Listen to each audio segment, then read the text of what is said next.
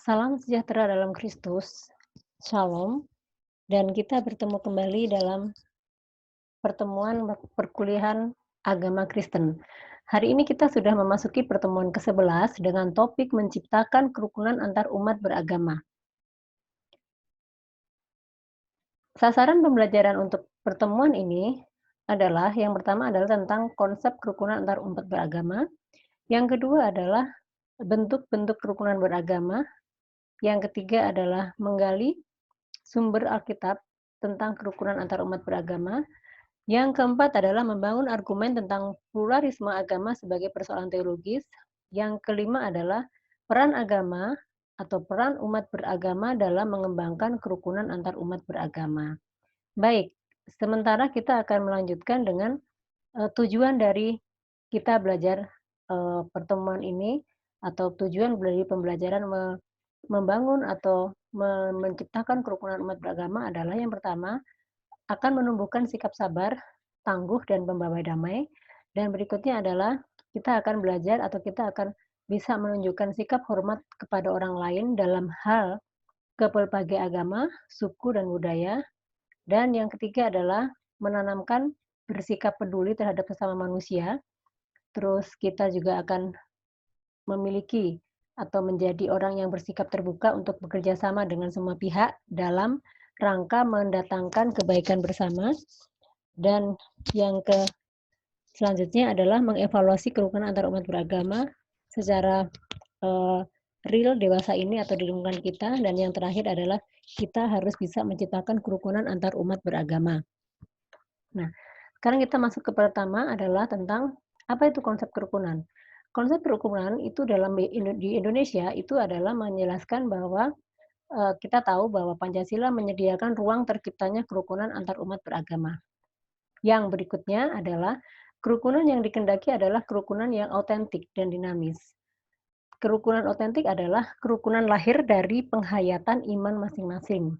Artinya memang didasari dari agama yang tumbuh dari keyakinan. Yang berikutnya adalah kerukunan dinamis. Yang dimaksud dengan kerukunan dinamis adalah kerukunan secara aktif dan kreatif.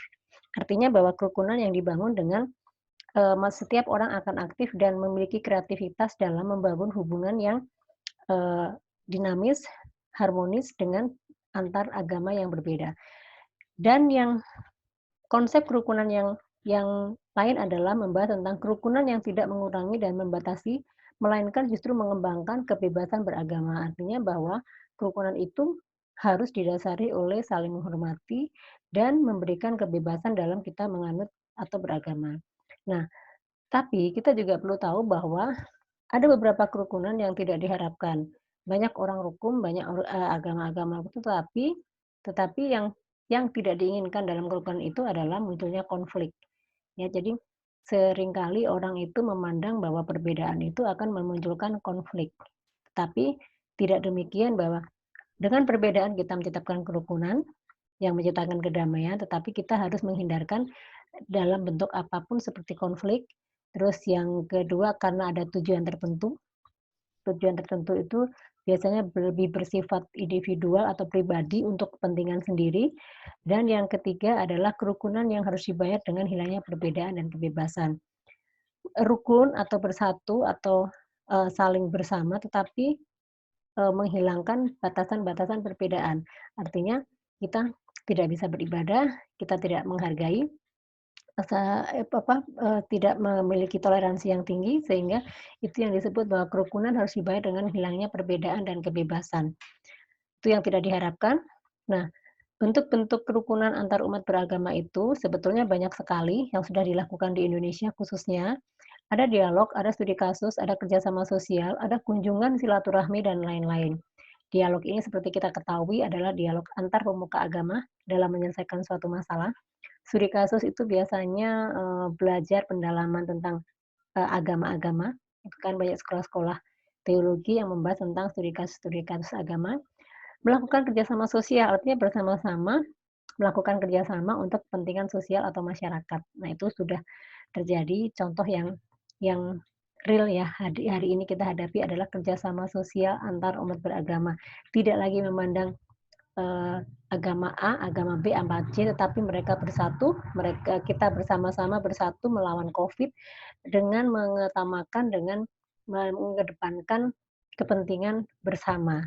Jadi karena sakit Covid tidak memandang agama apapun, semua akan terkena dan itu diperlukan bentuk kerukunan antar umat beragama. Sekarang kita Indonesia sedang bergandeng tangan, bersatu bagaimana mengantisipasi, bagaimana memerangi Covid-19 ini.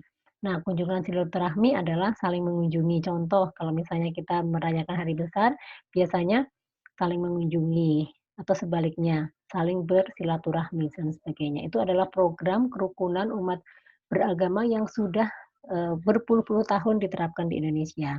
Nah, tetapi yang fokus kita dalami dalam hal ini adalah tentang dialog. Dialog itu memang menjadi hal yang utama ya, karena dialog ini adalah pertemuan yang disengaja untuk bertukar pikiran, baik itu informasi dan pengalaman, termasuk tentang keyakinan setiap agama, tanpa pretensi menganggap dirinya benar. Semuanya berdialog.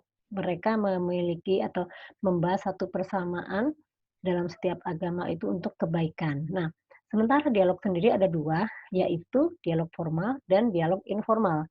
Dialog formal biasanya adalah, dialog yang memang fokus membahas tema tentang satu pertemuan yang bertolak dari, sebuah teologi. Biasanya eee, persamaan atau ajaran-ajaran yang dianggap sama, yang akan dibahas dalam, dialog tersebut. Nah, sementara dialog informal itu adalah suatu dialog yang terjadi dalam bentuk pergaulan, kerjasama, hubungan sosial antar umat beragama yang berbeda-beda. Lebih, apa namanya, berdiskusi, membahas kegiatan-kegiatan sosial, membahas tentang kerjasama, tapi tidak fokus kepada teologis, itu adalah dialog informal. Nah, sekarang kita akan membahas dasar dialog itu ada 2. Jadi kita agama atau pemuka agama atau kita melakukan dialog tentang teologis atau berdialog itu ada dasarnya yaitu 2 tentang humanitas dan keprihatinan sosial. Apa sih yang dibahas dalam dialog itu? Biasanya kalau, eee, semua pemuka agama atau kita bertemu atau kita berdialog itu biasanya yang kita bahas adalah humanitas. Humanitas itu adalah membahas tentang, eee, konsep atau tentang manusia. Pokok humanitas itu adalah persoalan bagaimana mengakui permasalahan bersama manusia dan aspirasi bersama manusia, arti lebih fokus ke manusianya, lebih berfokus kepada manusia. Yang kedua, dalam dialog itu biasanya membahas tentang keprihatinan sosial. Apa yang dibahas dalam dialog, bersama-sama, agama-agama itu adalah biasanya masalah sosial yang dihadapi oleh umat beragama. Kemiskinan itu bukan milik orang atau milik agama tertentu. Penderitaan juga bukan milik agama atau sekelompok agama tertentu, tapi itu menjadi masalah bersama dan tidak memandang bulu seperti saat ini Covid itu juga bukan menjadi milik, agama A atau bukan, dibebankan atau menjadi sebuah, eee, yang harus difokuskan kepada agama tertentu yang terkena Covid, tetapi semuanya. Begitupun dengan masalah sosial yang lainnya. Masalah sosial yang lainnya itu biasanya macam-macam, dari penderitaan, tekanan terstruktur oleh masyarakat, pengkucilan, itu adalah masalah-masalah yang dihadapin dan itu dialami oleh semua umat beragama dan seluruh lapisan masyarakat akan, mengetahui itu adalah masalah bersama dan tidak bisa dibiarkan. Nah, Alkitab sebagai sumber kerukunan itu jelas dinyatakan bahwa di dalam Alkitab itu ada beberapa ayat yang menyatakan bahwa memang kerukunan itu memang harus ada dan memang kerukunan itu harus diciptakan oleh manusia karena memang sudah ada dasarnya, di mana umat manusia sebagai keluarga besar Allah harus hidup rukun. Jadi ibaratnya sebuah keluarga, kita satu keluarga ada ayah, ibu, anak, ada kakak, adik ya, itu seharusnya hidupnya rukun. Satu sama lain harus saling membantu. Kalau kita lihat ayah, ibu, anak itu pasti memiliki perbedaan, tetapi dalam perbedaan itu mereka tetap bersatu, mereka tetap saling, menolong dan mereka selalu hidup rukun. Dan yang selanjutnya dalam Alkitab juga menyatakan bahwa tidak sama dengan Allah ya, Allah agama tidak sama dengan Allah, Allah tidak sama dengan agama. Ya, artinya jangan disangkut pautkan agama dengan Allah.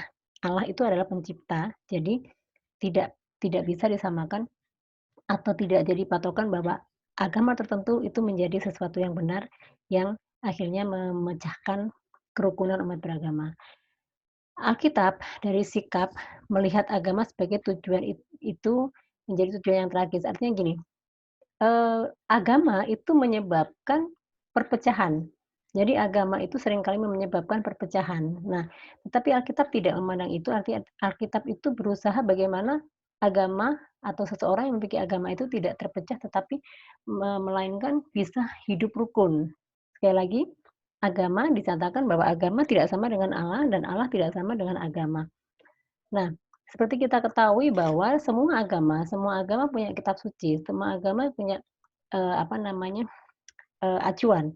Dan di dalam acuan atau dalam kitab suci masing-masing setiap agama itu mengajarkan belas kasih dan kasih sayang. Nah, dalam Alkitab juga dikatakan bahwa agama tidak dapat mengkotak-kotakan manusia atau menyekat atau memisahkan.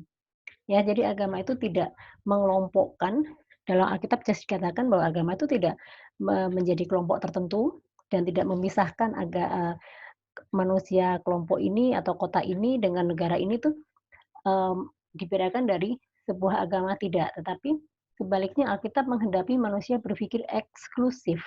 Umat beragama harus mengembangkan kerukunan antar umat beragama. Jadi saling menghormati, saling menciptakan kerukunan, ya, sehingga hidupnya akan damai. Nah, yang terakhir, agama mendorong umat Kristen untuk hidup rukun dengan penganut agama yang lain. Itu yang diajarkan dalam Alkitab. Di sini ada beberapa rujukan, nanti bisa dibaca di Yohanes 4 ayat 12 dan 24, Kisah Rasul, ya, nanti silahkan dibaca. Di sini ada ayat rujukan yang menyatakan bahwa dalam Alkitab jelas menyatakan bahwa kerukunan agama, bahwa Alkitab itu mengajarkan kerukunan antar umat beragama. Nah, ini ada argumen pluralisme agama. Pluralisme itu adalah perbedaan-perbedaan ya, yang saat ini kita ada Muslim, ada Hindu, ada Kristen, ada Buddha, dan ada bermacam-macam agama yang lainnya di seluruh dunia ini, itu menyebabkan kita berbeda-beda. Tetapi dengan perbedaan itu apa yang harus kita lakukan? Nah, argumen tentang pluralisme agama bukan saja merupakan sebuah kenyataan, tetapi merupakan persoalan teologis karena ini menyangkut keyakinan. Sekali lagi, di dunia ini banyak berpuluh-puluh atau ribuan agama, dan itu berbeda. Semua memiliki ajaran yang sama seperti disampaikan Alkitab bahwa setiap agama mengajarkan belas kasih dan kasih sayang. Tidak ada berpendapat ya, sekelompok tertentu berpendapat bahwa di dunia ini tidak ada agama yang benar, jadi semua agama salah. Tapi juga ada pendapat bahwa hanya ada satu agama yang benar loh, dan semua agama yang lain dianggap tidak benar. Ada ya, kita pernah mempelajari atau mengetahui itu. Nah, tetapi ada juga beranggapan bahwa setiap agama adalah benar dan semua agama sama-sama benar. Ya, oke.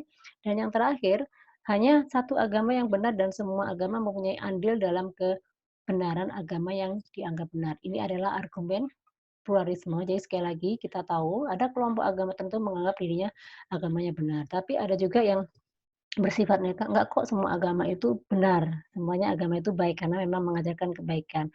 Ada sekelompok tertentu agama mengatakan eee, bahwa setiap agama itu hanya satu agama yang benar di dunia ini, agama yang lain itu hanya sebagian andil yang turut berperan dalam kebenaran agama yang dianggap benar tadi. Nah, ini adalah argumen-argumen yang muncul di masyarakat, yang muncul di antara kita.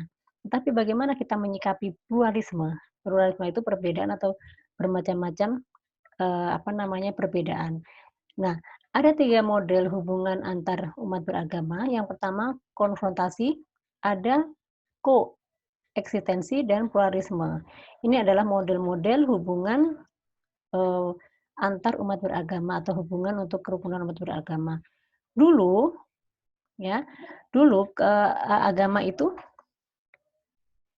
digunakan sebagai alat untuk mengenyahkan yang lain. Seperti yang saya bahas sebelumnya bahwa ada sekelompok yang menganggap bahwa agama dia benar, agama orang lain tidak benar. Nah, itu adalah model hubungan antar umat agama yang memang berusaha mengenyahkan orang lain. Jadi, tidak ada tempat bagi agama lain karena dianggap agama dia yang paling benar dan orang lain dianggap kafir. Ya, sekali lagi ada memang sekelompok orang seperti itu ya, kita anggap oknum.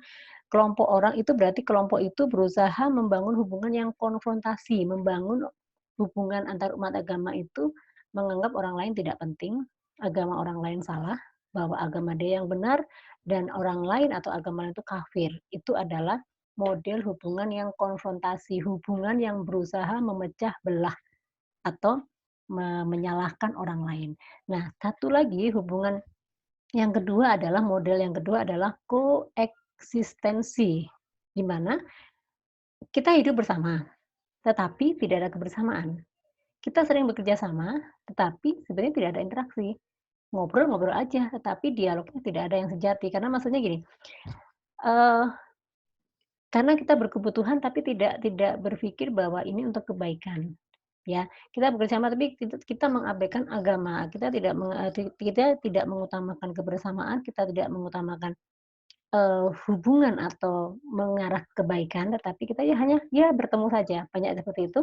Nah, yang terakhir ini adalah yang penting adalah pluralisme. Di antara perbedaan-perbedaan agama itu, maka muncullah model pluralisme, model kebersamaan yang kreatif. Perbedaan agama tidak dilihat dari semata-mata sebagai suatu yang praktis, tetapi sesuatu yang bermakna teologis. Karena misi agama masing-masing itu tidak dihapuskan. Sekali lagi misi agama itu adalah baik, misi agama itu adalah kebaikan, misi agama adalah menciptakan kerukunan. Itu adalah satu pemahaman yang didasari oleh model pluralisme, adanya perbedaan-perbedaan itu. Jadi bagaimana menepis perbedaan-perbedaan itu, maka muncullah suatu kreatif, yaitu mengembangkan dari yang monolog. Monolog itu yang tadi ya, satu kelompok agama tertentu ya, yang menganggap benar atau memang semua agama juga benar, tetapi kita kembangkan melalui dialog. Dialog itu duduk bersama, ngobrol, sharing, berpengalaman, menambah wawasan, bagaimana menciptakan kerukunan di antara perbedaan tanpa mengurangi rasa atau mengurangi tujuan dari agama masing-masing.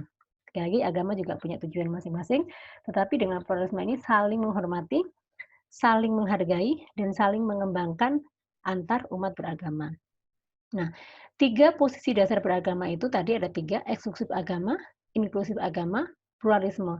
Eksklusif itu artinya lebih, mendorong kepada kebenaran Alkitab atau kebenaran dari sebuah agama, ajaran agama, sementara inklusif itu hanya memandang agama dia atau kelompok itu kelompok tertentu, tapi pluralisme itu bergandeng tangan dengan umat beragama yang lainnya untuk menciptakan suatu kerukunan dan menciptakan kedamaian. Nah, itu adalah 3 posisi dasar beragama. Nah, yang terakhir itu kita akan membahas tentang peran umat beragama. Memang tugas kita sebagai orang Kristen itu adalah bagaimana cara mengembangkan kerukunan di antara umat beragama. Kita tahu kita hidup yang heterogen maksudnya bahwa kita hidup, dengan perbedaan-perbedaan, tetapi bagaimana kita menciptakan kerukunan itu, yaitu, dengan satu, kita harus punya tanggung jawab lebih besar. Itu adalah dasar bagaimana kita menciptakan atau mengembangkan kerukunan antar umat beragama. Yang harus diperhatikan adalah tanggung jawab besar. Ingat, perbedaan itu harus kita toleransi dan kita harus bisa mengendalikan emosi. Yang kedua, bahwa kerukunan harus diupayakan terus-menerus. Kayak lagi Indonesia yang berbhinneka tunggal ika, banyak budaya, banyak agama, banyak suku, ya, itu harus dikembangkan, diupayakan terus-menerus bagaimana menciptakan kerukunan yang baik. Yang ketiga, tugas sebagai seorang, yang beragama, umat yang beragama, yaitu adalah tugas mewujudkan kerukunan hidup umat beragama adalah menjadi tugas bersama, bukan menjadi tugas pendeta, bukan menjadi tugas Pak Ustadz, bukan menjadi tugas para biksu dan sebagainya, tapi menjadi tugas bersama. Siapa? Ya lembaga lembaga keagamaan, umat beragama, dan juga pemerintah. Nah, yang penting, yang terakhir itu adalah dalam mengembangkan kerukunan umat beragama itu, kita semua harus mampu menerobos dan merobohkan tembok prasangka religius. Artinya, mengkotak-kotakan agama itu harus kita terobos, ya, kita terobos dan menghilangkan prasangka religius. Jadi tidak spesifik, agama salah satu agama yang betul, tapi kita semuanya harus mengesampingkan itu demi menghormati dan menciptakan kerukunan agama. Kalau kita terlalu fokus membahas agama agama agama, sekali lagi yang ada perpecahan. Bukan tercipta kerukunan, tetapi perpecahan dan, eee, kita menjadi berantakan dan amburadul. Nah, oke, baik, demikianlah paparan untuk pertemuan ke-11. Selebihnya teman-teman bisa baca semua di modul dari Belmawa. Nah, saya hanya menyampaikan poin-poinnya saja, semua contoh ilustrasi bisa dibaca di modul Belmawa yang sudah di-share, dan tolong dibaca, dipelajari dengan baik, karena memang ini sangat penting bagi kita generasi muda untuk bisa membangun, mengembangkan kerukunan di antara umat beragama. Nah, sebaliknya kita akan kembali ke kampus, teman-teman bisa mengerjakan tugas yang dipaparkan, nanti due date-nya atau deadline-nya akan saya jelaskan di e-kampus.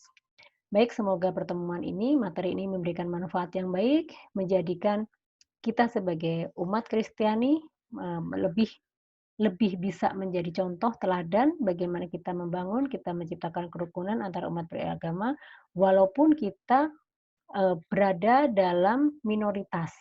Seperti kita ketahui, kita adalah minoritas di antara mayoritas, tetapi kita punya peran andil, kita punya tanggung jawab untuk menciptakan kerukunan antar umat beragama, supaya kita tadi dalam beberapa ayat yang saya sebutkan tadi, kita diminta untuk menjadi terang, kita diminta menjadi teladan bagaimana membangun hubungan kerukunan umat beragama di lingkungan kerja kita. Oke, baiklah. Dengan demikian saya akhiri pertemuan ini. Semoga memberikan manfaat. Terima kasih atas perhatiannya. God bless you, dan kita bertemu kembali, dan salam.